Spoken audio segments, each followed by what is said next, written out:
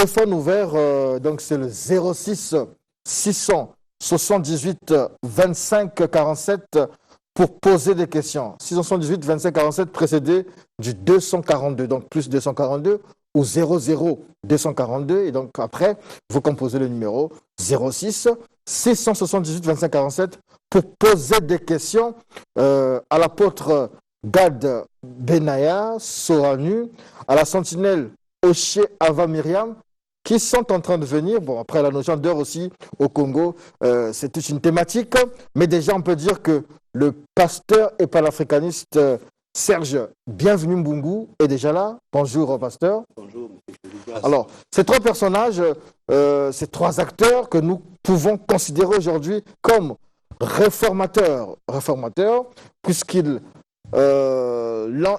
il lance l'alerte depuis un moment, depuis bien d'années déjà, sur le nouvel ordre mondial, sur la nouvelle donne mondiale, avec en position de leadership le continent africain. L'Afrique, le continent noir, qu'eux-mêmes ils appellent Africama, mais ce n'est pas tout, disent-ils, tout partira du Congo-Brazzaville. C'est-à-dire que le monde, nouveau leadership dans le monde, tenu par l'Afrique. L'Afrique en avant-première, elle occupera la première place.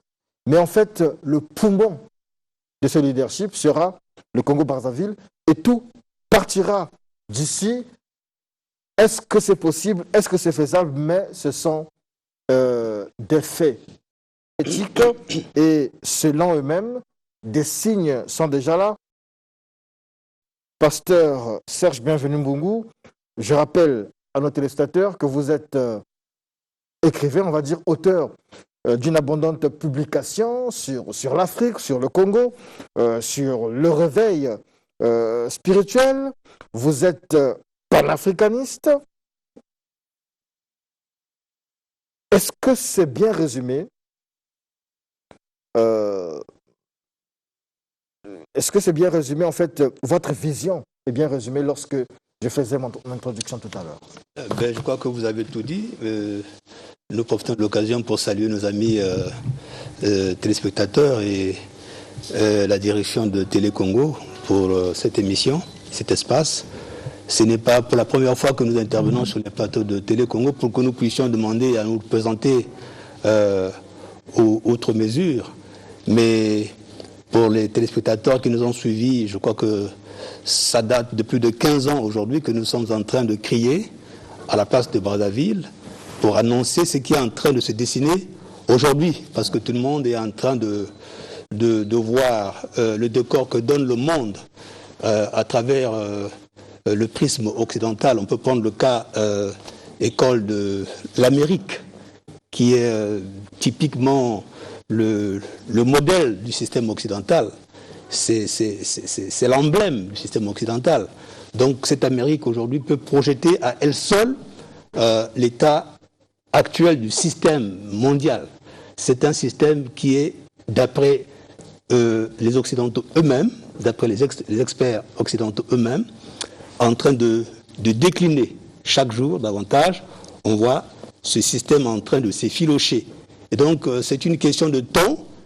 D'ici là, la civilisation occidentale, ça sera du souvenir.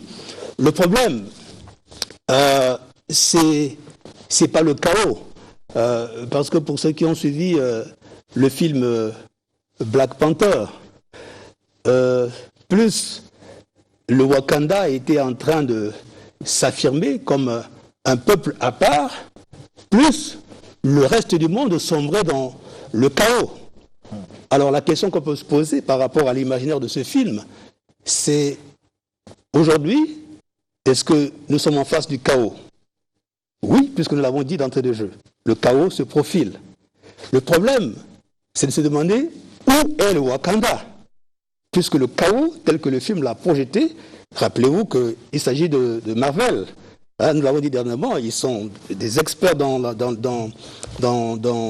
le film fiction, donc la prophétie, pour prendre un jargon approprié à notre domaine. Et donc vous comprenez que cette projection n'a pas été faite au hasard. Ça se profile aujourd'hui à l'horizon. Alors, le problème, c'est les paradigmes alternatifs, le Wakanda. Ils ont projeté un modèle politique à travers un royaume, etc. Nous sommes là dans une forme de gouvernance nouvelle. Ce ne sont pas les républiques. Alors qu'ils sont, le réalisateur est américain, hein. Il n'est pas un homme du Sud. Il n'est surtout pas de l'Afrique centrale. Vous voyez que le Wakanda a été situé dans la région où nous nous trouvons aujourd'hui. Et c'est de cette région, je crois que l'élan de la conférence de Berlin était parti. Donc dans l'histoire, nous avons des antécédents qui peuvent nous situer par rapport au choix du film Black Panther. Alors quand vous avez de telles pressions sur vous, il faut savoir prendre ses responsabilités. Il faut être attentif à ce qui se fait. Même dans la maison, on doit faire attention aux enfants, parce qu'on ne sait pas de qui viendra le génie. Nous sommes déjà indexés comme le peuple. Le monde entier nous indexe comme le peuple, d'où sortira le génie qui va caractériser ce millénaire commençant. C'est vous, pasteur, qui le dites avec vos relations. On n'est même pas en doute. Mais théoriquement, tout ce que vous dites, c'est vrai, c'est juste, on peut accepter. Mais dans la faisabilité, dans la pratique, dans le constat, l'Afrique centrale est à côté de la plaque, on va dire ça entre guillemets, parce qu'aujourd'hui, ce que vous dites, vous aurez peut-être, je ne sais pas, la révélation. En fait, on aurait orienté peut-être nos regards vers l'Afrique australe. Regardez peut-être du côté de l'Afrique du Sud. Regardez peut-être du côté du Rwanda qui montre aujourd'hui. Regardez du côté de l'Éthiopie ou certainement du Maroc ou de l'Égypte. Tout ça, c'est l'Afrique. Oui, je ne sais pas, vous avez cité un certain nombre de pays qui semblent avoir une certaine longueur d'avance sur nous. Bon, encore que on dit en lingala Kokendeli Bosso Ezali Kokomate.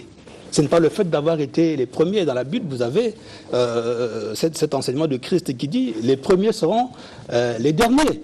Ce n'est pas le fait d'avoir une certaine avance sur le plan économique aujourd'hui qui va faire que l'Afrique centrale ne rattrape pas son retard. On pourrait aussi raisonner ainsi dans le contexte international.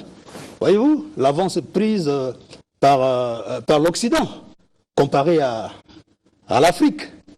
Voyez-vous, mais aujourd'hui, le regard des experts se tourne vers l'Afrique, surtout avec la crise de coronavirus. Les Occidentaux pensaient que la Chine allait prendre le relais du système occidental.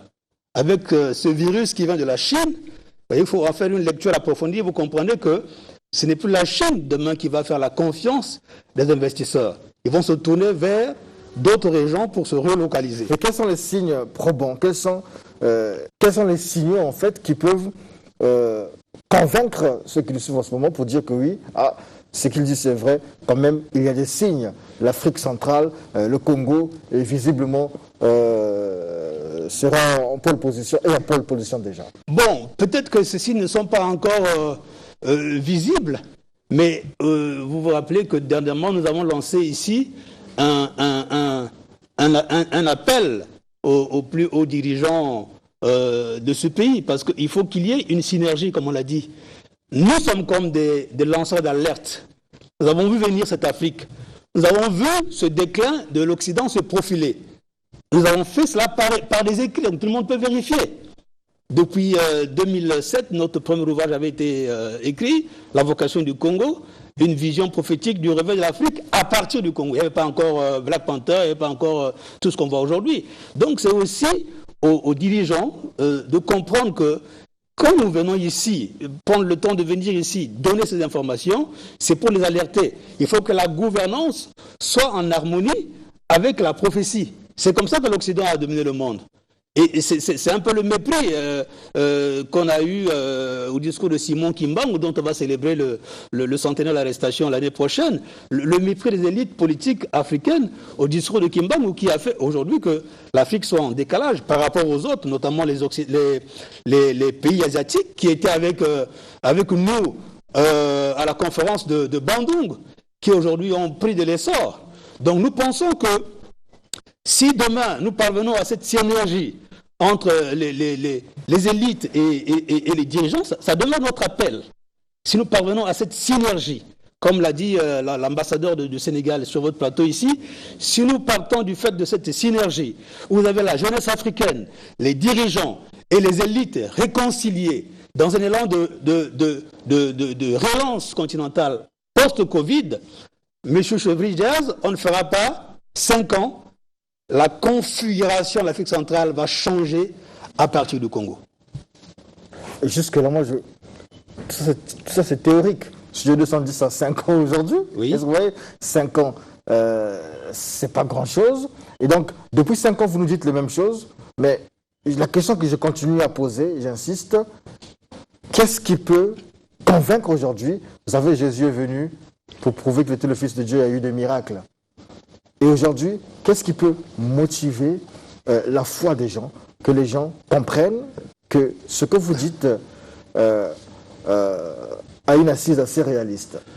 Bon, mais il n'y a pas plus aveugle que celui qui refuse de voir. Parce que, comme j'ai dit tout à l'heure, nous avons eu un film qui a été tourné par les Américains. Ils ne sont pas de l'Afrique centrale. Ce sont des Américains. Ils ont vu l'Afrique centrale en devenir dans une position de post-position, pole position.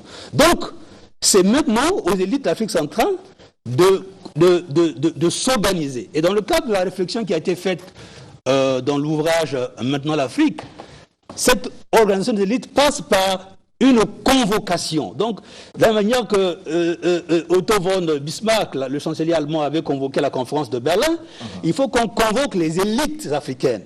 À partir de cette convocation, on va hiérarchiser les élites. Il y a l'élite spirituelle, il y a l'élite culturelle, parce qu'il y a d'abord une question de reconstitution de la mémoire. Nous avons nos frères qui sont là-bas en train de marcher pour réclamer leur liberté, mais ça fait combien de temps qu'ils réclament leur liberté? Ça fait 4 siècles qu'ils sont partis. Donc vous pensez que l'Afrique ne peut pas se reconstituer sans cette fusion de l'Afrique du continent et l'Afrique de la diaspora. Or, ça ne peut se faire que dans le cadre d'une rencontre. Donc il faut convoquer une rencontre où nous aurons et les Africains du continent et les Africains de la diaspora dans un élan de réconciliation et de reconstruction. À ce moment-là, on va définir les paradigmes qui vont structurer cet espace Afrique centrale, parce que tout partira de là. Donc, nous aurons demain des découvertes. Déjà, ça a commencé au Cameroun, on a trouvé des matières qu'on n'a jamais trouvées nulle part ailleurs. Donc, le Dieu de la Providence qui a donné cette révélation a des choses, des richesses en réserve sur cette partie du continent. Il suffit maintenant que les hommes se mettent ensemble. J'insiste sur ça. Il y a un élan de réconciliation au niveau continental, déjà, et puis au niveau continental, et la diaspora noire dispersée dans le monde entier. Parce que nous sommes comme le corps, dont eux, ils sont l'âme. Sans eux, nous ne pourrons pas aller plus loin. Sans nous aussi, ils ne pourront pas aller plus loin. Nous sommes condamnés à nous réconcilier.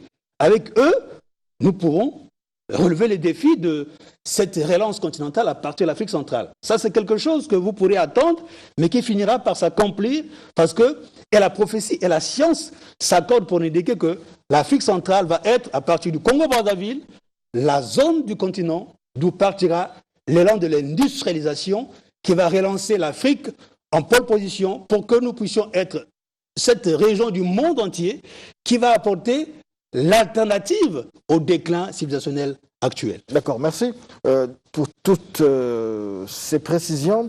Mais après, on va dire que on mesure souvent les événements, parfois au travers de petites choses, de petits faits.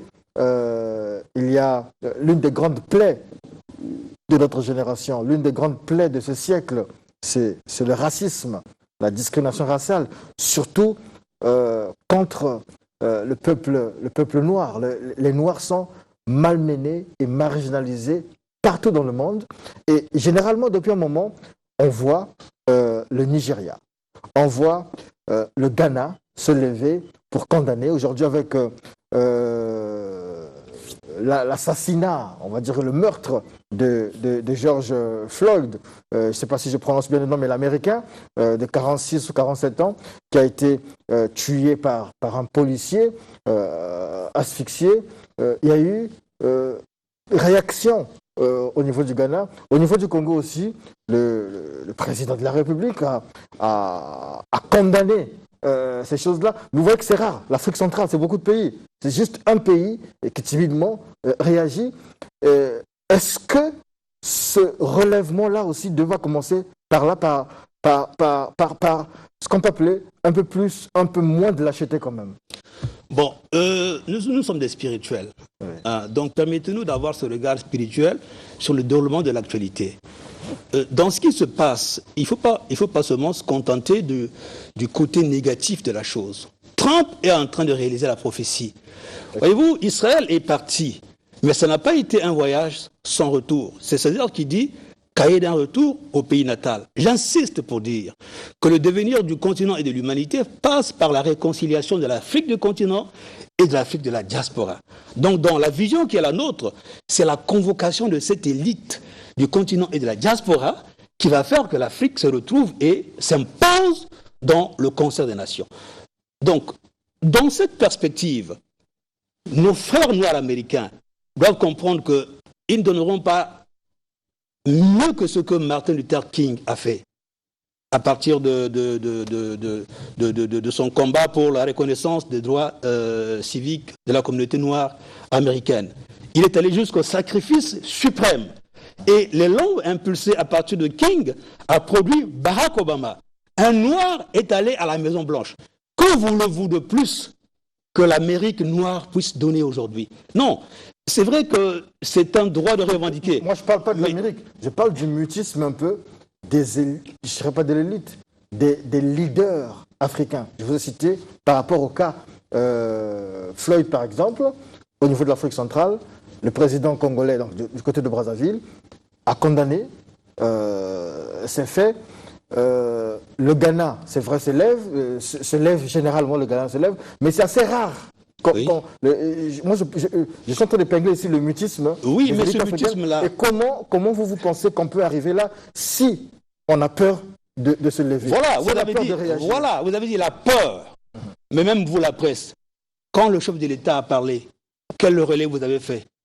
Vous aurez dû, à partir de ce moment-là, faire des émissions. Parce qu'il a pris le risque de s'engager contre ce qui se fait dans ce cadre. J'ai dit que c'était un cas école, mais en réalité, ça s'est passé aussi en France. Vous savez qu'en France, ça bouge de partout. Le sort de noir est partout, le même. Et il a pris le courage, dans cette tribune internationale, de condamner ce qui se passe en Amérique. Comme des tribunes ont été faites à Télé Congo, par exemple, pour amplifier cela. Donc, ce n'est pas seulement la question des dirigeants africains. Il faut qu'il y ait, comme j'ai dit en tout temps, une véritable... Il faut qu'un peuple se lève.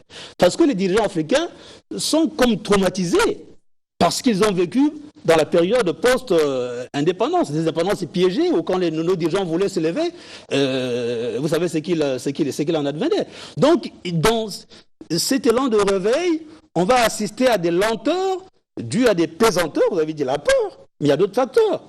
Ça peut être des représailles économiques.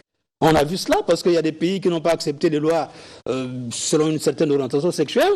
Mais on a coupé les ponts. Donc, il faut que le peuple se lève. Quand les dirigeants remarqueront, tel que le cas du Congo, s'ils constatent que le peuple n'est pas avec lui quand il va se lever, eh bien, il peut prendre peur. Mais s'il remarque qu'après avoir donné le là, il y a une levée de bouclier dans le pays, ça vous donne la force d'aller davantage. Donc, c'est vrai que les dirigeants peuvent avoir peur, encore que c'est une peur qui peut être justifiée, mais en plus de la peur, et au-delà, il faut bien que les peuples comprennent qu'ils ont aussi un rôle à jouer. Qu'on ne regarde pas nos dirigeants par rapport au passé, mais que nous puissions comprendre que ça fait 60 ans et que ce système qui a aliéné notre continent, qui a aliéné nos dirigeants est en train de s'effilocher. C'est une occasion maintenant pour nous de faire bloc avec les dirigeants pour commencer un nouvel élan pour une nouvelle Afrique. Merci beaucoup, pasteur Serge Bienvenu Mbungu. Vient de nous rejoindre justement sur ce plateau, on l'a lancé, l'apôtre Gad Benaya Soanou. C'est bien prononcé? Oui, c'est bien. D'accord. Bien prononcé. Ok. Et la sentinelle Oche Ava Myriam, l'autre nom c'est Boseko. Bokoseko Elikiamoyi. Bokoseko Elikiamoyi. Voilà. Bon. Apôtre, la question que je vous pose, vous traînez le train déjà en marche.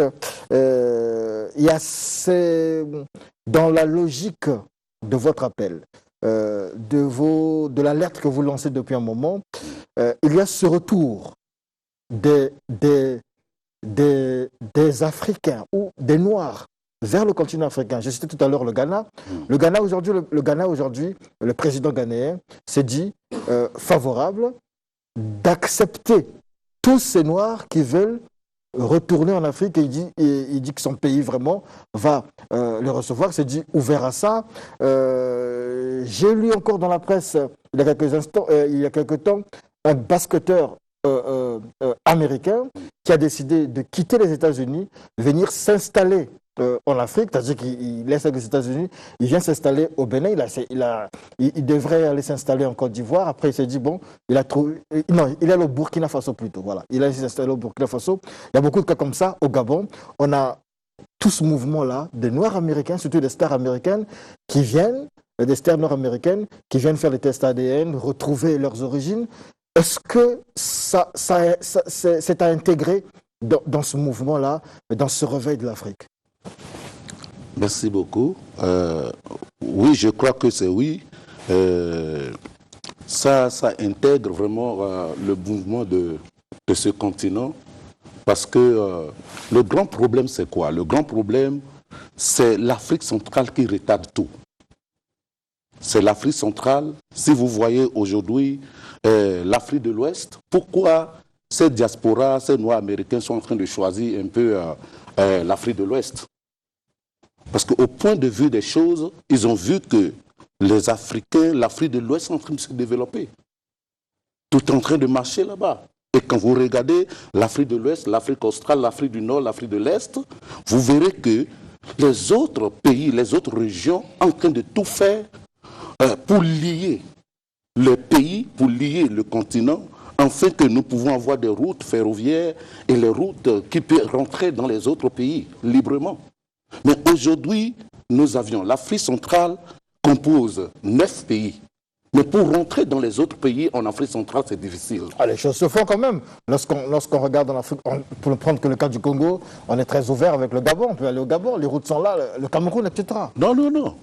Quand on parle dans le monde d'affaires, moi je suis un agriculteur, oui. Je suis venu pour l'invention, pour le continent. Pourquoi Congo a été choisi? Ou l'Afrique centrale a été choisie? J'ai écouté clairement dans mon esprit que si l'Afrique centrale ne se lève pas, peu importe ce que les autres pays d'Afrique sont en train de faire, ne peut jamais aller de l'avant. Alors qu'aujourd'hui, si nous parlons de 9 pays en Afrique centrale qui a la liberté de faire des affaires. Toi, tu es Congolais, tu viens aller faire des affaires au Gabon, par exemple. Tu prends le train ici rapidement, tu es au Gabon, tu fais tes affaires. Il n'y a pas de ligne ferroviaire. Tu vois, avant de savoir... Les autres, les diasporas qui sont en train de sortir aujourd'hui, peuvent y penser qu'ici, en Afrique centrale, nous avions des terres. Nous avions encore beaucoup de choses que ces gens-là viendront bénéficier ici. Mais comme on ne voit pas les Congolais, l'Afrique centrale fait le devoir qu'il faut pour accueillir ces hommes, qu'est-ce qu'il faut? C'est pourquoi ils se tâtonnent partout. Il va à Côte d'Ivoire, il repart à Burkina Faso. C'est pour nous dire qu'il y a un esprit de paresse qui se trouve en Afrique centrale. Et cet esprit ne nous permet pas d'accueillir ou de faire venir des hommes qui veulent vraiment venir développer le continent avec nous. Voilà un peu. D'accord. Alors, lorsqu'on regarde bien la sentinelle, vous dites tous doivent changer. Tout va changer. Tout va changer, tous doivent changer. Alors, on est dans cette logique-là, en fait. Le retour des diasporas africaines, diaspora noire, on va dire comme ça, les diasporas noirs, le retour de ces diasporas vers le continent africain, vers Africama. Est-ce que c'est un signe quand même déjà? Non, pour nous, comme j'avais dit, pour nous, c'est un grand signe qu'on ne s'est pas trompé. Parce qu'il est arrivé aussi un moment qu'on se disait, est-ce qu'on a fait erreur de croire à tout ça? Est-ce que ça arrivera vraiment? Mais le fait que nous voyons le mouvement, hein, le bouleversement, le soulèvement, pour nous, Africama, c'est tout un signe. Pour nous, c'est un signe que tout va changer. Et tous doivent changer s'ils veulent bénéficier justement de ce qui est sur le point d'arriver. Donc ce qui est sur le point d'arriver, c'est-à-dire, c'est comme j'ai toujours dit, et mon frère aussi, pasteur Serge, on a parlé aussi, alors qu'on ne se connaît pas. Nous avons toujours dit ça, que ceux qui sont sortis, c'est l'âme. Nous qui sommes restés ici, c'est comme la chair. Et tous les deux, chacun se développe et essaye d'efforcer de son côté, mais il manque la troisième chose, qui est l'esprit du Créateur. Or, pour que l'esprit du Créateur vienne dans l'homme, il faut qu'il y ait le corps et l'âme c'est réuni. Le fait qu'ils sont dehors, nous avons dit ça, qu'ils vont revenir. Ce qui était, c'est ce que nous disons. Tout va changer, tous doivent changer, parce que ce qui était, c'est ce qui reviendra. Qu'est-ce qui était? Il y avait des gens qui sont partis. Qu'est-ce qui était le pouvoir et tout ce qui contient? C'est pour ça que nous avons dit qu'il faut la réforme des dynasties. Il faut la réforme. Nous avons dit que l'Afrique centrale est la bastion de la révolution. Pourquoi c'est la bastion de la révolution? Parce que tout le monde essaye de développer l'Afrique, tout le monde essaye par leurs moyens, par leurs efforts, de faire avancer l'Afrique, mais ça ne marche pas. Pourquoi? Parce que le continent est un peu comme une voiture. Si une seule pièce manque, tout ce qui reste ne pourra plus marcher. Donc, ce qui veut dire tout simplement que le fait que le Congo... Là, je rejoins mon frère et mes frères qui disent que ça partira du Congo. Qu'est-ce qui va partir du Congo? Le Congo retarde les choses. Ce n'est pas que le développement du continent, c'est le Congo qui fera mieux. Non, c'est le Congo qui retarde les choses. C'est-à-dire? Ah oui. Le Congolais, regardez vous-même, l'agriculture, tout le monde est en train de se développer par l'agriculture. Est-ce que le Congolais cultive autant le sol? Non, nous sommes venus justement comme lui. Nous sommes venus ici pourquoi? Nous ne sommes pas d'ici. Mais l'esprit nous a dit, vous voulez le changement de continent, allez-y changer d'abord le Congolais, parce que les Congolais, ils ont une vis qui ne marche pas. Tu vois, le Congolais, surtout les Congolais de Brazzaville, ils ne font pas des efforts. Quand vous partez là où nous sommes à Inta, là où l'esprit a révélé à Inta, à Bala, vous allez voir des terres non habitées, non cultivées. Pourtant, tout le monde est venu se focaliser ici à Brazzaville. Alors, les gens là, comme vous venez de lui poser la question, ils vont revenir, ils vont aller où? Ils choisissent là où ils voient que les gens sont habiles, les gens se préparent à le recevoir. Or, par contre, ici, il n'y a pas un mouvement. Comme mon frère vient de dire, les gens doivent se mettre ensemble. Il n'y a pas de mouvement pour que les gens se mettent ensemble, justement, pour recevoir ce qui revient. On va essayer de prendre un appel. Bonjour. Allô? Oui, bonjour, vous êtes sur 210. Ok, merci. On vous écoute. Je vous appelle depuis Cabo, c'est M. Kimbembe Kibino. Oui. Oui. Le pasteur et la sentinelle ainsi que l'apôtre développent ici sur la nouvelle Afrique. Est-ce que vous croyez en ce rêve-là? Oui, je suis tout à fait d'accord avec ce que dit la sentinelle et le pasteur. Mais ce qui se pose comme problème, il faut le dire, le Congolais, celui qui est placé pour le faire, est en second rang. Et le diable comme... Alors, oui. Oui. Oh là là. Il est parti. Il est pourtant en ligne. Peut-être le réseau. Donc, nous, je pense que ça doit être le réseau, oui. Nous, on est en train de faire comprendre aux Congolais. Nous ne sommes pas des Congolais, des ressortissants du Congo. Charnellement, mais l'esprit n'a pas de frontières. Nous savons tous que l'esprit est sans frontières, mais des nativités, nous ne sommes pas du Congo. Si nous sommes venus aux Congolais et nous faisons tout ce que nous faisons à Inta, à Bala, c'est justement pour dire aux Congolais de Brazzaville, écoutez, vous nous mettez en retard, bougez-vous un peu pour que les choses démarrent. Et c'est très important que les gens comprennent ces choses-là, comme mon frère a dit. Par exemple, ce qui se passe à travers le monde, il y a des soulèvements, mais qu'est-ce que les Africains de l'Afrique centrale ont fait?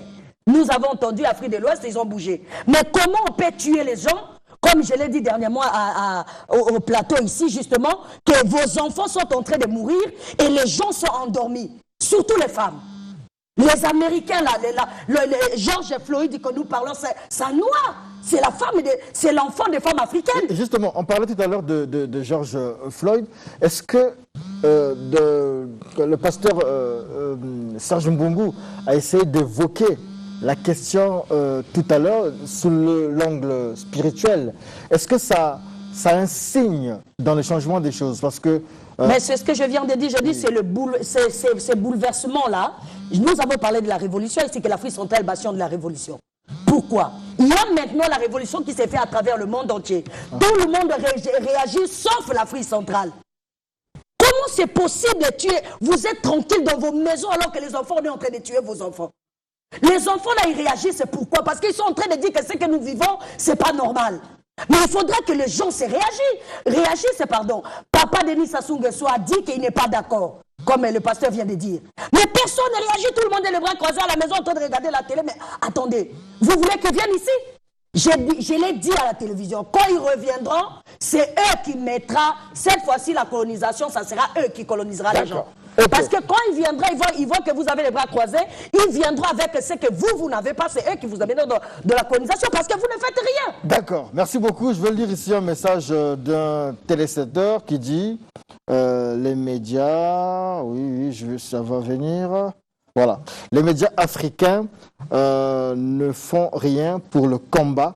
Le combat de notre continent, c'est Abdoul Amakwa. Il pense que les médias aussi ont un rôle à jouer pour éveiller et réveiller l'Afrique. Le temps qui nous a été imparti, touche à sa fin malheureusement, et les réactions justement du peuple se font très tardivement. On a passé du temps ici à discuter avec le pasteur Serge Mbungu, et c'est maintenant que ça réagit.